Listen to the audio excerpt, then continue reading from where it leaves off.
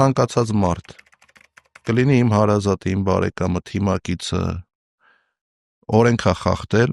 պետքա պատասխան տա օրենքի ամբողջ խստությամբ։ Դա է իմ մոտեցումը։ Իմ համար, քանի որ այդ խոսակցությունները, ինչի մասին մենք խոսում ենք, կոռուպցիոն բնույթի հանցագործությունների մասին են, իմ համար կոռուպցիան ամենավատ հանցագործության տեսակն է։ Հավատացեք, կոռուպցիայից վատ հանցագործության տեսակ իմ համար չկա, որովհետև ամենածանր հանցագործությունը, երբ իրականացվում է երկրի դեմ, դա հենց կոռուպցիան է, որովհետև հիմքերը երկրի խալխլվում է, երբ որ կա կոռուպցիա։ Ով կոռուպցիոներ է եղել, կա եւ կլինի, պետքա անպայման պատասխան տա օրենքի առջև։ Մնացածը այդ զրույցները ինչ էին խոսում, ոնց էին ներկայացնում, խի էին ներկայացնում, եկեք այդ քարոզչական տեխնոլոգիաները, որին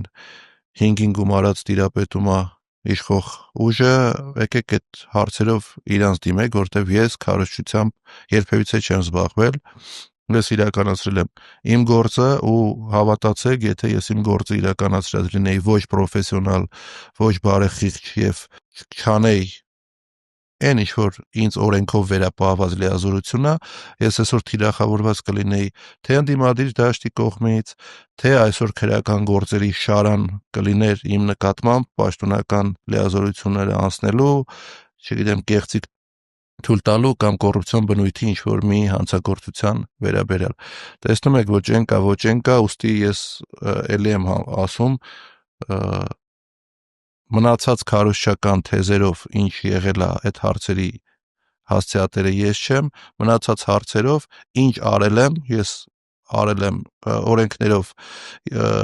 առաջնորդված եւ իմ խղճի դեմ մաքուր եմ։ Ես որևէ բան չեմ արել։ Իսկ այո, հիմա պնդում եմ ձեր եթերում, որ ցանկացած մարդ, ով խախտել է օրենքը, պետքա անպայման պատիժ ստանա։